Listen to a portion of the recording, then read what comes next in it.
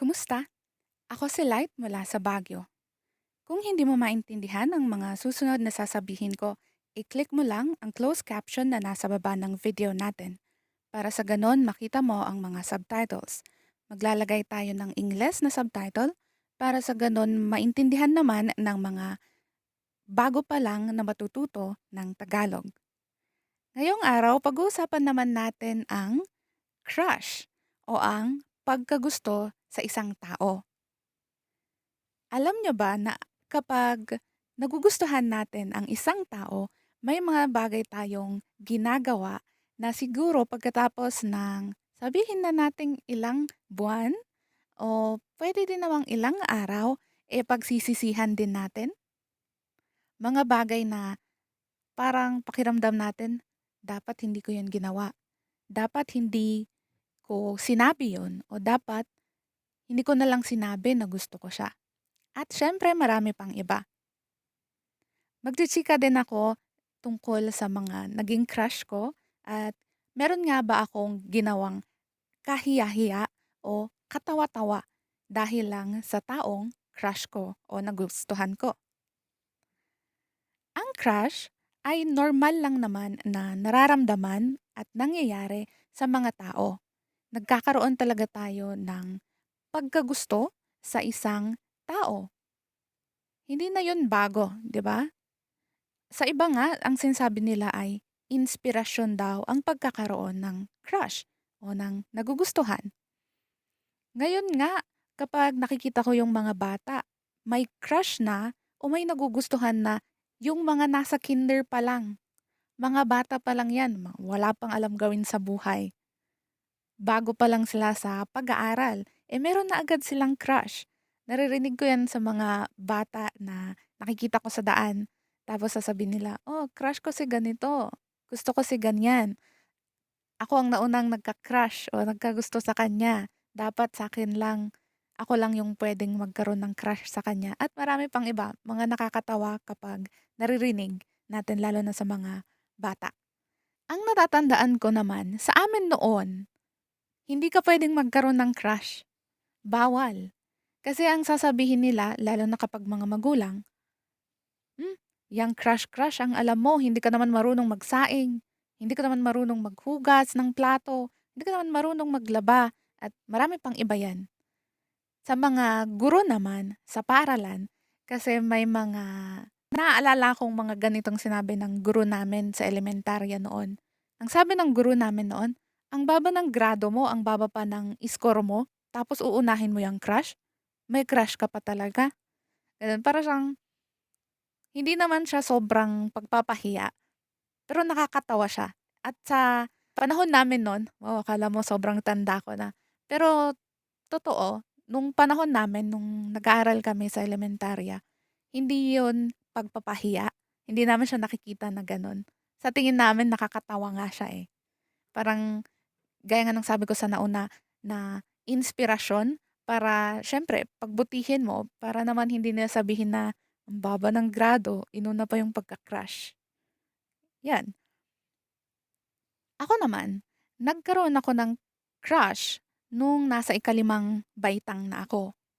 Pagkatapos, wala akong ginawa.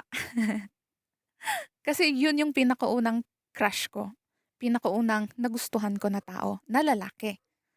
Oo, kasi nagkagusto din ako sa babae noon. Tapos, ako kasi noon, tahimik lang talaga, lalo na sa personal. Hindi kita kakausapin kapag hindi mo rin ako kakausapin. Kumbaga hinihintay kong maunang lumapit sa akin yung ibang tao na kapag gusto nila ako, okay. Kapag kakausapin nila ako, aba kakausapin ko din sila.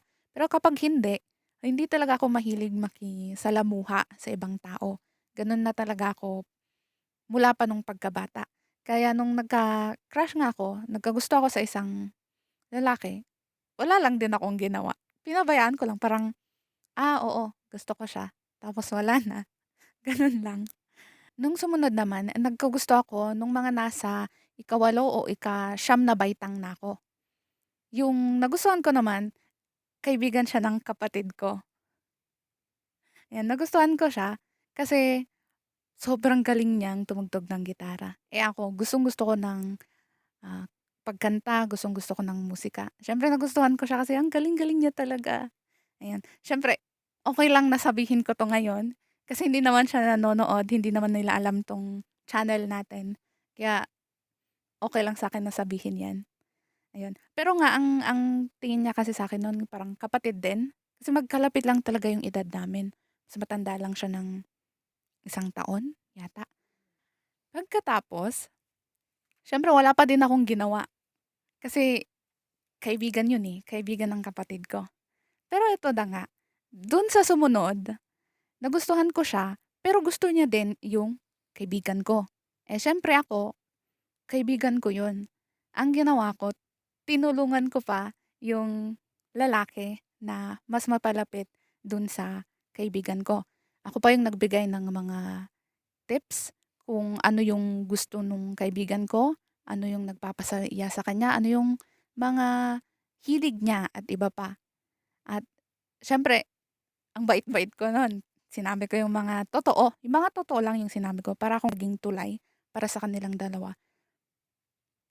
Tapos nagdrama lang naman ako ng konti, saglit lang naman. Tapos naisip ko na, oo, mas bagay silang dalawa. Kasi para silang magkaugali.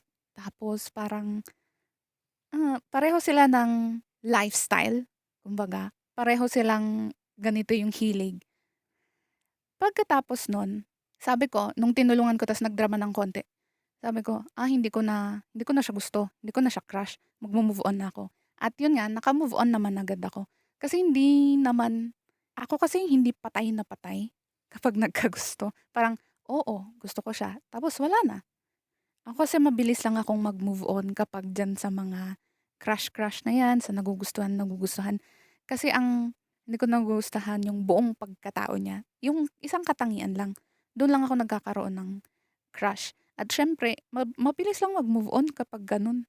Tsaka hindi naman ako yung katulad nung iba na kapag gusto nila yung isang tao, eh, patay na patay sila o yung nagiging luka-luka sila para lang dun sa crush nila o dahil dun sa crush nila nagagawa pa sila ng mga ibang mga nakakahiyang bagay, yun naman. Sa totoo nga, eh, mas marami pa yata akong nagustuhan na mga karakter o tauhan mula sa Chinese drama kaysa sa mga totoong tao. O yung mga nagustuhan ko na totoong tao bilang lang sa kamay yan, wala pa yata sa 5. Pero yung mga nagustuhan ko na mga karakter sa Chinese drama, sobrang dami na nila, ayan. At ito na nga ang sagot sa tanong na meron nga ba akong ginawang kahihiyan, kahiya-hiya, katawa-tawa para sa crush ko o dahil sa crush ko?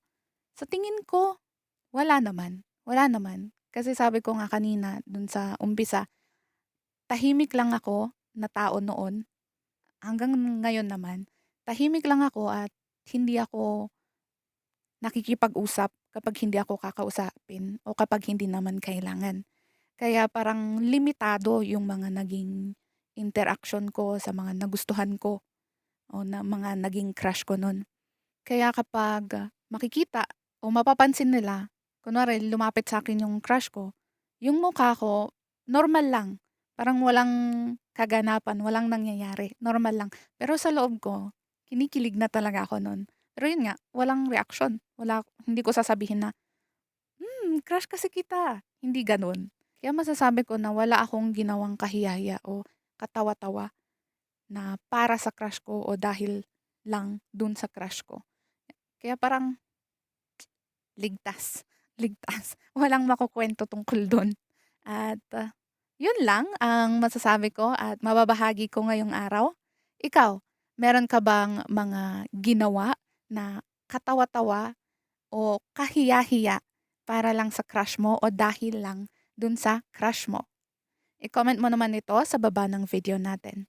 At syempre, huwag kakalimutan ng mag-like, mag-share at mag-subscribe.